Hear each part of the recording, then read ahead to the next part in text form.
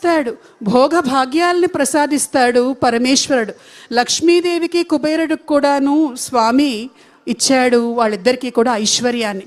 అయితే అవి సాధించడానికి ఎక్కువ కష్టపడాల్సినటువంటి పని లేదు. భోళాశంకరుడు మిగిలిన ఏ దేవతలకి పేరటువంటి పేరుని శివుడి పేరులో మనం చూస్తున్నాం. భోళాశంకరుడు కాసిన అభిషేక ప్రియుడైనటువంటి శివుడు. కాసిన నీళ్లు పోస్తే చాలు, ఒక మారేడు దళం పెడితే చాలు, ఇవేవీ కూడా మేము చేయలేము అనంటే శివ అని పిలిస్తే చాలు పలుకుతాడు స్వామి.